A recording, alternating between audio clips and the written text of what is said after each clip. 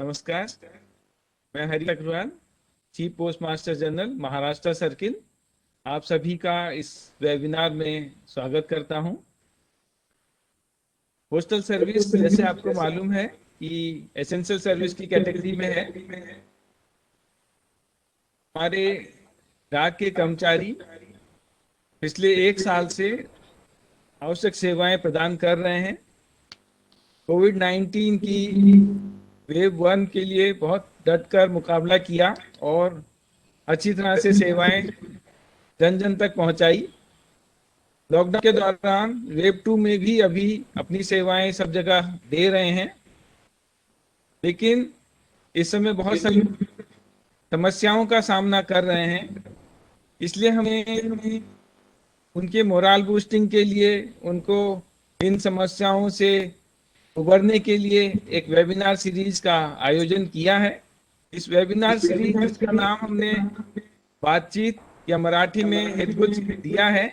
इसके आज के सेशन में हमारे साथ हैं डॉक्टर गौतम भंसाली, जो कि बॉम्बे हॉस्पिटल में प्रैक्टिसिंग फिजिशियन है और साथ ही साथ डॉक्टर साहब प्राइवेट हॉस्पिटल्स के लिए मुंबई में कोविड के लिए कोऑर्डिनेटर हैं।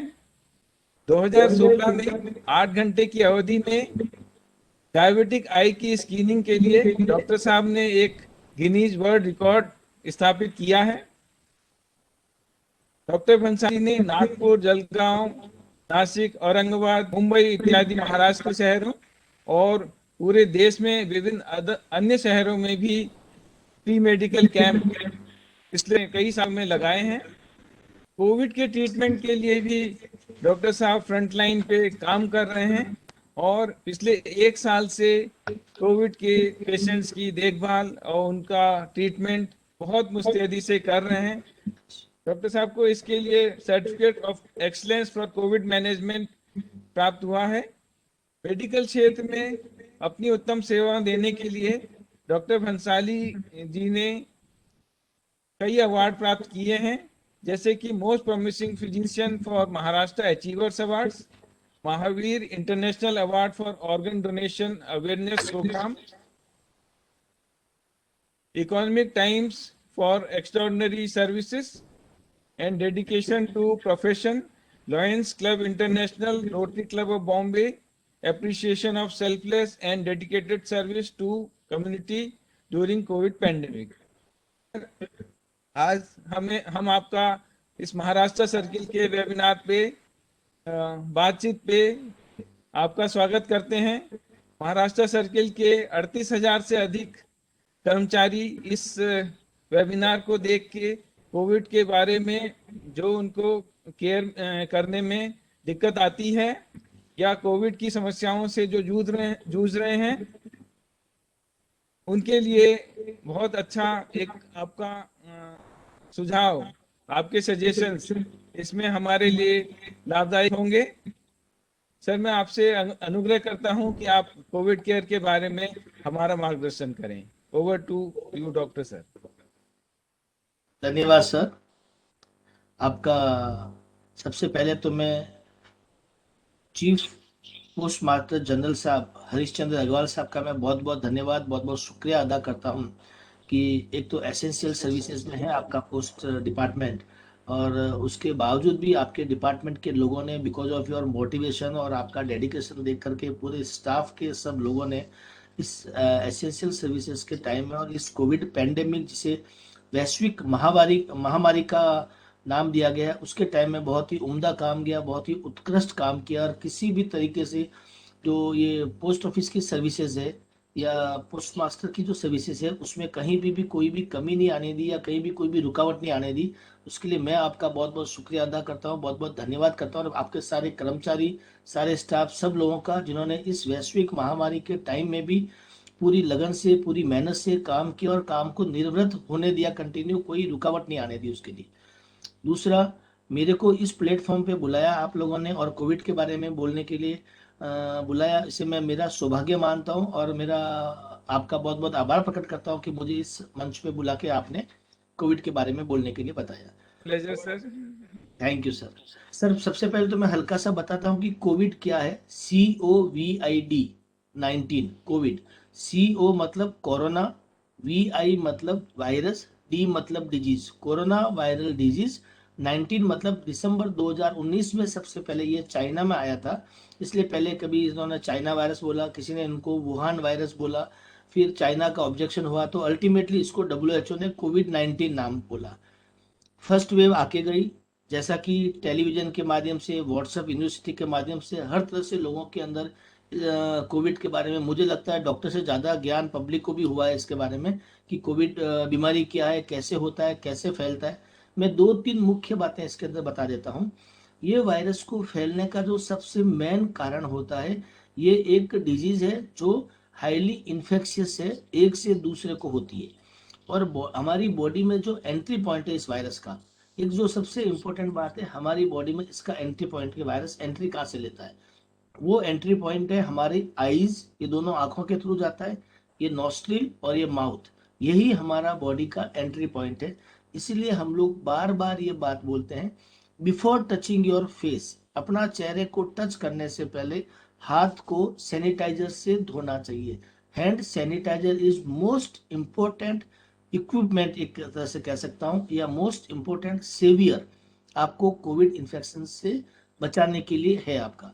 सो जितनी बार भी आप चेहरे को टच करते हैं, बिफोर टचिंग योर फेस, हाथ को सैनिटाइजर करना, ये सबसे इम्पोर्टेंट बात है। चाहे आपने अपने पड़ोसी का मोबाइल लिया, चाहे हमारे पास कई बार पेशेंट आते हैं, उनके पास में प्रिंट में रिपोर्ट नहीं होती तो अपने मोबाइल में हमें वो रिपोर्ट दिखाते हैं, हम उनका मोबाइल अपने हाथ में लेकर के रिपोर्ट देखते हैं, तब तक कोई तकलीफ नहीं है। बट अगर हमने वो मोबाइल टच करने के बाद हमारे चेहरे पे टच किया हमने, या जैसे आपका कंप्यूटर है, लैपटॉप है, वो टच करने के बाद अगर मैंने मेरे फेस को टच किया, तो मुझे कोविड इन्फेक्शन हो सकता है, चाहे वो सामने वाला पेशेंट कोविड पॉजिटिव है या नहीं है। इसलिए जितनी बार भी मुझे अपने चेहरे को टच करना है, उससे पहले मुझे हैंड सैनिटाइज, उसका मोबाइल हाथ में लिया, उसका हैंड कर्चिव हाथ में लिया, उसके कपड़े टच किए सामने वाले के, या हमने उसका लैपटॉप आईपैड कोई भी टच किया, उसके बाद में हम हमारा चेहरे को टच करने से पहले हैंड सैनिटाइजर, वो सबसे बड़ा इंपॉर्टेंट चीज है। सेकेंड इंपॉर्टेंट चीज इसके अंदर है मास्किंग। और मास्किंग में भी आज की डेट में हम लोग बोलते हैं डबल मास्किंग। डबल मास्किंग हम इसलिए बोलते हैं कि दो तरह के मास्क होते हैं मार्केट में। एक होते हैं 3 प्लाई 2 प्लाई मास्क, जो सिंपल साइज मास्क लगता है, और दूसरा होता है N95 मास्क।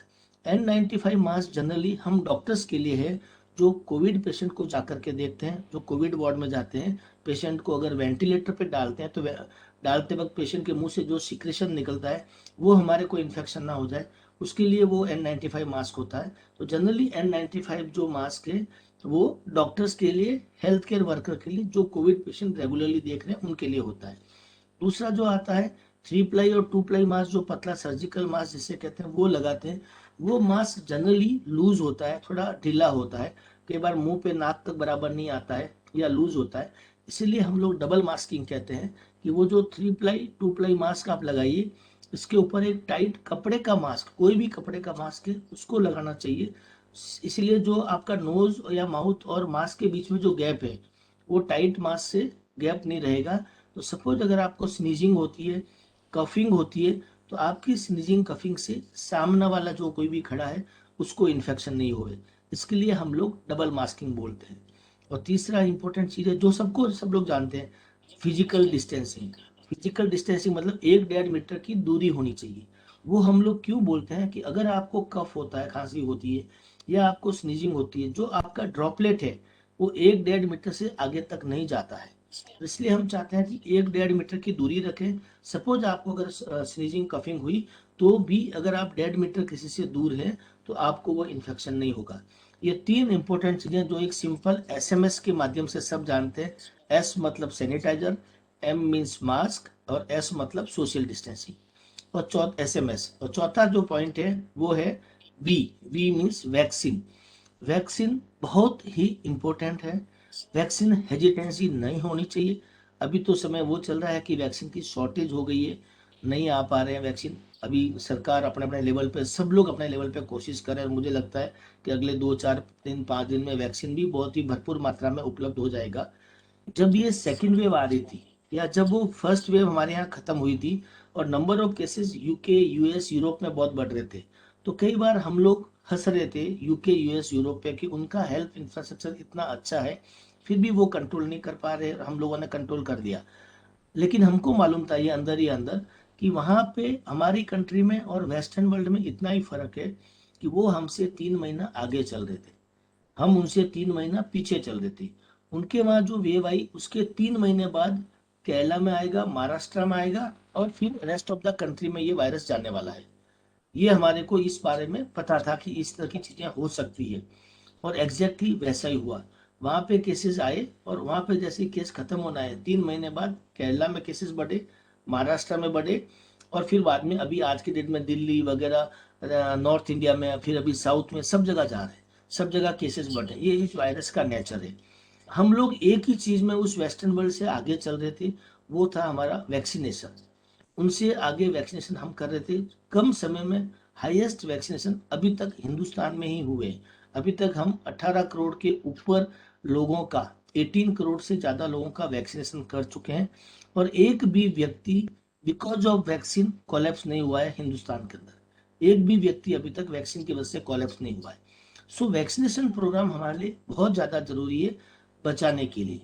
तो ये सेकेंड वेव आ रही है। इस सेकेंड वेव में पहली बात तो ये मैं बता देता हूँ, काफी लोग कहते हैं कि भाई महाराष्ट्र केस महाराष्ट्र में ज्यादा क्यों है, ऐसा क्या महाराष्ट्र से लगाव है इस वायरस को कि पहले महाराष्ट्र में आ रहा, केरला में आ रहा है। केरला और महाराष्ट्र में आने का सबसे बड़ा कारण है जो पोर्ट ऑफ एंट्री है वायरस के आने का, या जो भी बाहर की कंट्री से, वो या तो बाई एयर आते हैं, जैसे मतलब फ्लाइट से जो फ्लायर वगैरह आते हैं, पैसेंजर आते हैं, या फिर जो शिपिंग का जो होता है पोर्ट वगैरह जो होते हैं, वो केरला में पोर्ट है, महाराष्ट्र में है, या गुजरात में है। इसलिए यहाँ पे सबसे पहले केस आते हैं, और यहाँ से फिर ट्रेवलर वगैरह लोग जाते हैं दिल्ली वगैरह, तो ऐसा करके पूरे हिंदुस्तान में कंट्री में फैलने लगता है। वैक्सीन इसमें सबसे ज्यादा इंपॉर्टेंट इसीलिए कहते हैं क्योंकि जो ये सेकेंड वेव आ रही है, इस सेकेंड वेव में जो हमने देखा था, और मैं काफी जगह ये चीज बोल भी चुका हूँ, ये सेकेंड वेव एक तरह से सुनामी की तरह है, तूफान की तरह है। जो स्पीड से ये आई है वो स्पीड से चली भी जाएगी, लेकिन जो ये सुनामी के चपेट में आएगा वो प्रॉब्लम में आएगा, वो तकलीफ में आएगा, वो नुकसान में आ सकता है। इसलिए जब भी सुनामी आती है, तूफान आता है, समझदार आदमी यही करता है कि तूफान को निकल जाने का इंतजार करता है। आप साइड में खड़े हो जाओ, तूफान को जाने दो, तूफान से टकराओगे तो आप ही गिरोगे। सो इसलिए सबसे अच्छा होता है लॉकडाउन, सेल्फ लॉकडाउन। हर वक्त हम लोग सरकार से उम्मीद नहीं कर सकते कि सरकार लॉकडाउन करे, सरकार मास्क वाले नहीं पहनते उनके लिए पेनल्टी लगाए, भीड़ भाड़ में लोग जो सोशल डिस्टेंसिंग मेंटेन नहीं करे उनको पकड़ ले। हर वक्त हम लोग सरकार के ऊपर गाली नहीं दे सकते, या हर वक्त हम लोग सरकार से अपेक्षा नहीं कर सकते, क्योंकि ये एक ऐसी बीमारी है जिसमें जनता की भागीदारी, पब्लिक की पार्टिसिपेशन बहुत जरूरी है। हम ही चाहे तो इसको कंट्रोल में कर सकते हैं। अगर मैं मास्किंग बराबर करता हूँ, अगर मैं सैनिटाइजर बराबर यूज करता हूँ, अगर मैं डिस्टेंस मेंटेन करता हूँ, मुझे नहीं होगा। और अगर मुझे हुआ तो तकलीफ मेरे को अकेले को नहीं, मेरे घर में मेरे पेरेंट्स है जो ओल्ड है उनको तकलीफ आ सकती है, मेरे घर में मेरे बच्चे भी है उनको भी तकलीफ आ सकती है। इसीलिए जब ये सेकंड वेव आ रही थी उस वक्त मैं काफी टीवी चैनल पे ये बात आके भी बोला था कि हमको सबसे ज्यादा वैक्सीन जो करना चाहिए वो यंग पॉपुलेशन को करना चाहिए। जो 18 से लेकर के 40-45 साल के जो लोग हैं उनको हमें जल्दी से जल्दी वैक्सीनेट करना चाहिए। क्यों करना चाहिए? क्योंकि ये जो पब्लिक है 18 से 45-50 साल के लोग हैं, ये मोस्ट मोबाइल पॉपुलेशन है, ये सबसे ज्यादा घूमती है बाहर, इनको काम के लिए जाना पड़ता है, इनके ऊपर इनके पेरेंट्स भी डिपेंड है, इनके ऊपर इनके बच्चे भी डिपेंड है। इनको काम के लिए सबसे ज्यादा जाना पड़ता है, ऑफिस वगैरह में जाना पड़ता है। ये लोग ही है जो रेस्टोरेंट में जाते हैं, ये लोग ही है जो मॉल वगैरह में जाते हैं, और ये लोग है जो वायरस को फैलाते हैं। इनको हमें वैक्सीनेशन करना चाहिए, मास वैक्सीनेशन करना चाहिए, सर्जिकल स्ट्राइक करनी चाहिए वैक्सीनेशन की। तभी हम लोग सेकेंड वेव में बचा सकते हैं यंग लोगों को। अनफॉर्चुनेटली सेकेंड वेव में हमने देखा है, मैं रोजाना आईसीयू में जाता हूँ, रोजाना कोविड पेशेंट देखता हूँ। सेकेंड वेव के अंदर हमने देखा है कि यंग लोग बहुत ज्यादा सफर किए हैं। यंग लोगों ने हमें समय भी नहीं दिया कि हम उन्हें बचा पाए। यस, ओल्ड लोग, हमने जो डेटाज निकाले, हमने जो पूरा स्टडी किया, हमें ये मिला कि जो ओल्ड लोग हुए उनको भी इन्फेक्शन हुआ, लेकिन वो बच के घर गए अधिकतर ओल्ड लोग। उसका कारण जो हमें समझ में आया वो सबसे बड़ा कारण था वैक्सीनेशन। ओल्ड लोगों ने वैक्सीन लिया था, उसकी वजह से उनको माइल्ड इन्फेक्शन हुआ, हॉस्पिटल में भर्ती हुए और ठीक होके घर गए। इसलिए वैक्सीनेशन हमारे लिए बहुत जरूरी है। जब जिसका जैसे समय आता है, कोई भीड़ मचाने की जरूरत नहीं, कोई हंगामा करने का जरूरत नहीं। जब जिसका जैसे टर्न आता है जाना चाहिए और वैक्सीनेशन लेना चाहिए। उसी से हम लोग ये सेकेंड वेव से बच सकते हैं इस तरह से। लेकिन एक बात मैं और बार बार बता देता हूँ कि इसमें बहुत ज्यादा डरने की जरूरत नहीं है, बहुत ज्यादा घबराने की जरूरत नहीं है। यस, ये वैश्विक महामारी है, ये बहुत ही तकलीफदायक है, लेकिन डरने की, घबराने की, परेशान होने की, डिप्रेशन में आने की जरूरत नहीं है। दिन भर मीडिया में जब भी आप देखोगे वही फोटो चलते हैं, वही पिक्चर्स आती है, वही दो चार लोगों के लगता है कि इनको ऑक्सीजन नहीं मिल रही, इनको ये नहीं मिल रहा, ये आदमी मर रहा है, वो मर रहा है। इतना ज्यादा भयावह माहौल नहीं है, इतना ज्यादा खराब नहीं है। लेकिन अगर हम थोड़ी सी सावधानी रखें, थोड़ी सी सतर्कता रखें, थोड़ा सा अलर्ट रहें, हम इस वैश्विक महामारी से बच सकते हैं। और हमें खुद ही नहीं बच सकते, हमारे पेरेंट्स हमारे घर में हैं, उनको बचाना है। हमारी वजह से हमारे बच्चे इन्फेक्ट ना हो जाए। थर्ड वेव भी आ सकती है जिसकी संभावना है, उसके साइंटिफिक डेटा कुछ नहीं है, जस्ट हमारा एक्सपीरियंस है। ओल्ड जो स्पेनिश फ्लू हुआ था उस टाइम में थर्ड वेव आई थी। लेकिन मुझे लगता है, जहाँ तक मेरा अनुभव है इस इन्फेक्शियस डिजीज का, मुझे लगता है थर्ड वेव जो आएगी वो बहुत ही माइल्ड रहने वाली है, इतना ज़्यादा हाईली इन्फेक्शियस नहीं होगी। हो सकता है थोड़ा बच्चों को इन्फेक्ट करे। कारण ये रहेगा कि बच्चों के लिए वैक्सीन अभी तक रेडी नहीं हुआ है, अभी ट्रायल शुरू हो गए, शायद जल्दी बच्चों पे भी वैक्सीन आ जाए। बस हमको ये सेकंड वेव को अच्छे ढंग से संभालना है। और मुझे लगता है जिस तरह से फर्स्ट वेव में हम लोगों ने, सब लोगों ने मिलकर काम किया, एसेंशियल सर्विस के सारे लोगों ने काम किया, आपके डिपार्टमेंट के लोगों ने काम किया, मुझे मालूम है आपके डिपार्टमेंट के भी काफ़ी लोग इन्फेक्ट हुए हैं। लेकिन जिस तरह से फर्स्ट वेव में हम लोग सब ने इसमें विजय प्राप्त की थी, हिंदुस्तान वापस सेकंड वेव में सबसे जल्दी और सबसे ज़्यादा ताकतवर, शक्तिशाली बन के निकलेगा भी इस वेव से। बहुत बहुत धन्यवाद। एक बार फिर मैं आप सबका शुक्रिया अदा करना चाहता हूं कि इस सेकंड वेव के टाइम में भी आपके डिपार्ट मुझे मालूम पड़ा कि आपके डिपार्टमेंट के लोगों ने इस एज ए एसेंशियल सर्विस बहुत काम किया। किसी ने कोई छुट्टी नहीं ली, जिसको जो जिम्मेदारी दी गई, जिसको जो रेस्पॉन्सिबिलिटी दी गई, सब ने टाइम पे आकर के काम किया। इसके लिए मैं फिर एक बार आपको नतमस्तक होकर के बहुत बहुत शुक्रिया अदा करता हूँ। धन्यवाद। आपका बहुत बहुत धन्यवाद डॉक्टर साहब, आपने बहुत अच्छी जानकारी दी जिससे कि मैं समझता हूं कि हमारे डाक कर्मी इसको फॉलो करेंगे तो निश्चित रूप से सेकेंड वेव से जंग लड़ पाएंगे और आगे के लिए भी तैयार हो पाएंगे। हमारे कुछ प्रश्न हमारे कर्मचारियों ने भेजे हैं। सर, आप, मुझे खुशी होगी आप उसका उनका समाधान करेंगे। अ, जरूर सर। एक प्रश्न है कि जो, जैसे आपने बताया है कि पहली वेव और सेकेंड वेव के बारे में अंतर है, लेकिन ये वेव अलग अलग तरह के, जो एज ग्रुप को कैसे इफेक्ट कर रही है, या और मोबिडिटीज वाले लोगों को कैसे अलग अलग तरह से इफेक्ट कर रही है। जैसे फर्स्ट वेव और सेकेंड वेव में वायरस के इन्फेक्शन के टर्म्स में क्या अंतर सर इसमें महसूस होता है? सर जो फर्स्ट वेव हमारे यहाँ पे थी, उस वक्त हम लोग हेल्थ इंफ्रास्ट्रक्चर वाइज और बाकी तरीकों से भी हम लोग इससे प्रिपेयर नहीं थे लड़ने के लिए। प्लस उस वक्त ट्रीटमेंट प्रोटोकॉल भी नहीं बना था। एवरीडे नई गाइडलाइन आ रही थी, नए नए ट्रीटमेंट प्रोटोकॉल आ रहे थे, बचाव के नए नए तरीके उस टाइम आ रहे थे। सेकेंड वेव जब आई है तब हम लोग फुल्ली प्रिपेयर्ड है, हमारे पास पूरा हेल्थ इंफ्रास्ट्रक्चर है, हॉस्पिटल से डॉक्टर्स को मालूम है कि इस बीमारी में क्या करना है क्या नहीं करना है। लेकिन ये जो वायरस है वो वायरस बहुत ज़्यादा स्मार्ट है, उसको मालूम पड़ा है कि ये लोग तैयार हो चुके हैं। इसलिए ये वायरस ने थोड़ा सा अपना स्वरूप बदला है, जिससे कहते हैं म्यूटेशन। इसका वायरस का स्ट्रेन बदला है। और इसकी वजह से सेकेंड वेव में युवा लोग जो वैक्सीनेट नहीं हुए हैं वो ज़्यादा चपेटे में आए हैं। फिर भी हम लोग तैयार हैं। ट्रीटमेंट वाइज प्रोटोकॉल अभी भी वही है, ट्रीटमेंट में कुछ ज़्यादा चेंजेस नहीं है, बिकॉज ये वायरल डिजीज है। तो तरीका एक ही है कि हमें मास्किंग, सैनिटाइजर, डिस्टेंसिंग, इसका ही पालन करके सेकेंड वेव से भी बच सकते हैं। Yes, second wave highly infectious है, पहली वेव इतनी ज़्यादा इन्फेक्शियस नहीं थी। पहली वेव में अगर 1 से 4 लोगों को हो रहा था, तो इस सेकेंड वेव में 1 से 40 लोगों को हो रहा है, क्योंकि वायरस ने अपना म्यूटेशन किया है, वायरस का स्ट्रेन चेंज हुआ है। इसकी वजह से ये थोड़ा सा ज़्यादा हाईली इन्फेक्शियस है और थोड़ा घातक भी है। जो लोग इन्फेक्ट हो गए हैं तो उनको नॉर्मल वायरस, वायरल फीवर है या कोविड है, इसको कैसे जानकारी, बीमारी को कैसे पहचाना जाए और कब कैसे ट्रीटमेंट शुरू किया जाए, घर पे रह के आइसोलेशन किया जाए और कब हॉस्पिटल पहुंचा जाए, कब डॉक्टर से कंसल्ट किया जाए, सर इसके बारे में सर अपनी जी सुझाव हमें दीजिए। सर, इस बारे में ऐसा है कि इस बीमारी के जो मेन लक्षण हैं वो बाकी बीमारियों से भी मिलते जुलते ही हैं। जैसे बुखार आना, खांसी आना, रनिंग नोज होना, डायरिया होना, ये सब चीज़ें ऑलमोस्ट कॉमन है। वायरल फ्लू वगैरह होता है या बैक्टीरियल फ्लू होता है उसके जैसे।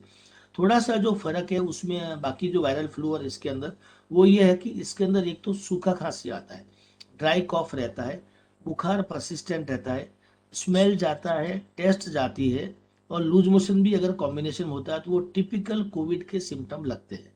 अगर परसिस्टेंट फीवर रहता है, मतलब 5 दिन से लगातार अगर आपको बुखार रहता है, या परसिस्टेंट आपको ड्राई कॉफ रहता है, 5 दिन से ज़्यादा तक अगर आपको लगातार खांसी रहती है, या आपका ऑक्सीजन सेचुरेशन लेवल, आजकल कोविड की वजह से एक सबसे बड़ा ज्ञान सबको ये हुआ कि सबको मालूम पड़ गया कि पल्स ऑक्सीमीटर क्या होता है, ऑक्सीजन सेचुरेशन लेवल क्या होता है। तो अगर आपका ऑक्सीजन सेचुरेशन लेवल 92.3 के नीचे होता है, तो ये 3 इंडिकेशन है कि जब आपको हॉस्पिटल में जाना चाहिए। परसिस्टेंट फीवर, लगातार बुखार आता है 5 दिन से ज़्यादा, लगातार खांसी चलती है, सूखी खांसी 5 दिन से ज़्यादा, या आपका ऑक्सीजन लेवल कम होता है। तो अगर ये तीनों चीज़ नहीं है और बाकी टाइम फीवर आता है जाता है, खांसी हल्की वगैरह हो रही है, तो आपको ऑक्सीजन सेचुरेशन लेवल बराबर चेक करना है। अगर ये 93-4 के ऊपर रहता है, आपको बिल्कुल डरने की जरूरत नहीं है, घबराने की जरूरत नहीं है। हर व्यक्ति के एक फैमिली डॉक्टर होते हैं, उनसे संपर्क करके हल्का सा जो सोर थ्रोट कोल्ड कफ होता है उसके लिए दवाई लेनी है। और सबसे अच्छा चीज़ जो इसके अंदर है वो ध्यान रखने का, ऑक्सीजन सेचुरेशन लेवल बराबर चेक करना है। अगर आपका ऑक्सीजन सेचुरेशन लेवल थोड़ा भी कम होता है, आपको प्रोनिंग पोजीशन, हर कोविड पेशेंट को प्रोन पोजीशन में लेटना चाहिए। प्रोन पोजीशन का मतलब होता है कि जैसे आप सीधा लेटते हैं कमर के सहारे, उसकी जगह पे आप उल्टा लेटिए, पेट के और छाती के सहारे लेटिए। उससे आप चेक करेंगे कि आपका ऑक्सीजन सेचुरेशन लेवल बढ़ जाएगा। अगर आपका ऑक्सीजन सेचुरेशन लेवल 92-93 भी हो गया है, कोई पैनिक होने की जरूरत नहीं है, घबराने की जरूरत नहीं, डरने की जरूरत नहीं। प्रॉन पोजीशन मतलब उल्टा लेटे हैं, छाती और पेट के सहारे लेटे हैं, आपका ऑक्सीजन सेचुरेशन लेवल बढ़ जाएगा। आप अगर लगातार खांसी आ रही है, लगातार बुखार आ रहे हैं, तो डॉक्टर से संपर्क करके भर्ती होना है, अदरवाइज एडमिट होने की भी जरूरत नहीं है। डॉक्टर साहब, ऑक्सीमीटर बाजार में उपलब्ध हैं, लेकिन इसको सही तरह से ऐसे इस्तेमाल करना चाहिए। जी, पल्स ऑक्सीमीटर जो होता है उसको इस्तेमाल करने का बड़ा, ये जैसे पल्स ऑक्सीमीटर होता है, ये मेरे पास पल्स ऑक्सीमीटर है, इसको इस्तेमाल करने का सबसे अच्छा तरीका होता है मिडल फिंगर, आइडियली। बाकी दूसरी फिंगर में भी डाल सकते हैं, मिडल फिंगर में आपको ये पल्स ऑक्सीमीटर लगा करके रखना है। और लगाने के बाद जब ये सेचुरेशन लेवल आता है, जैसे मेरा अभी सेचुरेशन लेवल 98 आया है, लेकिन मुझे बहुत जल्दी खुश नहीं होना है, या अगर 87 आया तो बहुत जल्दी पैनिक नहीं होना है। मिनिमम 30 सेकंड तक मुझे ये ऑब्जर्व करना है कि कितना रहता है। ये 98 का 93-4 भी हो सकता है, 97 भी हो सकता है। ऐसा नहीं है कि 98 है तो हर वक्त 98 ही रहे, ये फ्लक्चुएट होता है। ये आपका ऑक्सीजन का सेचुरेशन लेवल होता है। तो ये अभी मेरा 98 का 97 हुआ, वापस अभी 98 आया। 30 सेकंड तक मिनिमम आपको ऑब्जर्व करना है, उसके बाद में ये रिकॉर्डिंग, करेक्ट रिकॉर्डिंग। काफी बार लोगों के फोन आते हैं, जैसे ही डाला साहब ऑक्सीजन लेवल मेरा 88 हो गया, 89 हो गया, और 2 मिनट बाद में मेरा 98 आ गया, तो 88 वॉज रॉन्ग रीडिंग। अगर आपका 88 है तो वो परसिस्टेंट आपका 88 ही रहेगा, कम अगर है तो। सो ये पल्स ऑक्सीमीटर जो है मिडल फिंगर में लगा करके मिनिमम 30 सेकंड तक आपको चेक करना है, वही आपकी करेक्ट रीडिंग होगी। अगर 93 के नीचे आता है, प्रॉन पोजीशन में लेते हैं, 90 के नीचे रहता है, तो आप अपने डॉक्टर से संपर्क करें, हॉस्पिटल में भर्ती हो जाएं। और एक दो कंडीशन और है, जो चेन स्मोकर है, जो अस्थमेटिक पेशेंट है, और जो ओबेस है, बहुत ज़्यादा मोटे हैं, उन लोगों का ऑक्सीजन लेवल 90-91 भी एक्सेप्टेबल है, उसमें कोई तकलीफ नहीं, क्योंकि उनका लंग का कॉम्प्लेक्स उस टाइप से रहता है। डॉक्टर साहब, इम्यूनिटी बढ़ाने के लिए के क्या सुझाव हैं? जी, इम्यूनिटी बढ़ाने के लिए सबसे बढ़िया तरीका है आपको अच्छा भोजन लेना है। बार बार डाइटिंग पे नहीं जाना, ये नहीं खाना, ये नहीं खाना। क्या खाना है वो इम्पोर्टेंट है, क्या नहीं खाना इज नॉट मोर इम्पोर्टेंट। सो अच्छा खाना खाना है, न्यूट्रिशियस फूड लेना है, होममेड फूड जो पुराने ज़माने में घर में दादी मम्मी बनाती थी, उस टाइप का आपको न्यूट्रिशियस फूड आपको लेना चाहिए। हाई प्रोटीन डाइट वाला लेना चाहिए खाना। खाना अच्छा खाने, ग्रीन वेजिटेबल्स वगैरह लेनी चाहिए जिसमें विटामिन वगैरह रहते हैं। अच्छा खाना खाने के अलावा नींद आपकी अच्छी होना बहुत जरूरी है। Minimum 6 to 8 hours sound sleep is very important. अगर आपकी नींद अच्छी नहीं है, आपको गैस्ट्राइटिस, एसिडिटी होगा, पैनिक अटैक रहेगा, बार बार आप हाइपर होने लग जाएंगे, उसकी वजह से आपको नोशिया रहेगा, भूख भी नहीं लगेगी, तो उल्टा साइकिल होता है।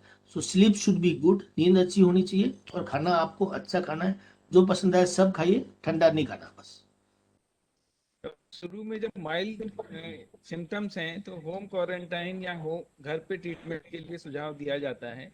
तो ये एकदम घर पे रहते रहते बीमारी बढ़ ना जाए, और कब डॉक्टर से कंसल्ट करना है, कब हॉस्पिटल जाना है, और घर पे रहते रहते क्या सावधानी बरतनी है, इसके बारे में सर प्लीज गाइड कीजिए। सी घर पे रहते हुए दो तीन बातें जिसका मैंने बताया था कि अगर आपको कोविड इन्फेक्शन हो गया है, रिपोर्ट में आपका पॉजिटिव आया है, या आपको ऐसा लग रहा है कि मुझे ये कोविड के सिम्टम है, जिस तरह से सूखा खांसी चलता है, फीवर आ रहा है, गला खराब हो रहा है, टेस्ट आपका चला गया है, सबसे पहला काम अपने आप को आइसोलेट करिए। आत्मनिर्भर का बनने का मतलब ये भी है कि खुद के अलावा परिवार का भी ध्यान रखना है कि आपकी वजह से घर में और लोग, हो सकता है आप माइल्ड एसिम्टोमेटिक रहे, आपके बाकी लोगों की, आपके पेरेंट्स की या बच्चों की इम्यूनिटी इतनी अच्छी नहीं हो कि आपकी वजह से वो ज़्यादा सफ़र करें। ये काफ़ी हुआ है, काफ़ी परिवारों में हुआ, हमारे पास परिवार के परिवार, फैमिली की फैमिली आके भी एडमिट हुई है।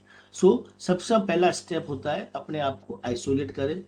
दूसरा होता है पल्स ऑक्सीमीटर से ऑक्सीजन लेवल चेक करते रहे।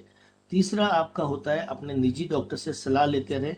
अगर माइल्ड एसिम्टोमेटिक है और पल्स ऑक्सीमीटर में सैचुरेशन आपका 94 के ऊपर आ रहा है, आपको कोई डरने की जरूरत नहीं है, भर्ती होने की जरूरत नहीं है, एक्सेप्ट अगर परसिस्टेंट ड्राई कॉफ बहुत ज़्यादा है, सूखा खांसी बहुत ज़्यादा है, तो उस केस में भर्ती होना चाहिए। और बाकी खाना बराबर खाना, नींद अच्छी लेना, गर्म पानी पीना, ये सब चीज़ों का ध्यान रखना। सीटी सीटी वैल्यू रिपोर्ट में आरटीपीसीआर रिपोर्ट में सीटी वैल्यू दिखाई जाती है, इसके बारे में लोग अपने अपने तरह से इसको एनालाइज करते हैं, ये क्या है सर? जो सीटी वैल्यू है इसको कोविड कोविड थ्रेशोल्ड वैल्यू कहा जाता है। इसकी वैसे तो कोई भी साइंटिफिक सिग्निफिकेंस नहीं है, कोई साइंटिफिक सिग्निफिकेंस इस कोविड थ्रेशोल्ड वैल्यू की नहीं है। बट जो डेटा एनालाइज किए गए हैं, जो रिपोर्ट्स अब तक आई है, उसके हिसाब से जो ये एक उसका कंक्लूजन निकाला गया वो ये है कि अगर सीटी वैल्यू आपकी 30 से ऊपर आती है, तो इसका मतलब आप इन्फेक्शियस नहीं है, मतलब एक से दूसरों को नहीं दे सकते, और अगर आपको कोविड इन्फेक्शन है तो भी बहुत ही माइल्ड टाइप का है। अगर 25 या 20 के नीचे आता है तो ये थोड़ा सा आप ग्रे जोन में हैं, आपको हाई इन्फेक्शन हो सकता है, आपका इन्फेक्शन बाद में और बढ़ सकता है, प्लस आपसे दूसरों को ज़्यादा हो सकता है। क्लिनिकली साइंटिफिकली इसकी कोई वैल्यू नहीं है, बट जो अब तक रिपोर्ट्स आई है उससे जो कंक्लूजन निकाला गया वो यही है कि 30 के ऊपर है तो आपको चिंता नहीं करनी है, 20 के ऊपर है तो थोड़ा सा चिंता की बात। डॉक्टर साहब, इंडिया में अभी 2 तरह के वैक्सीन है और आगे और भी आने वाले हैं। इस वैक्सीन में कौन सा अच्छा है, कि क्या साइड इफेक्ट है और क्या ध्यान रखना चाहिए, इसके बारे में क्या?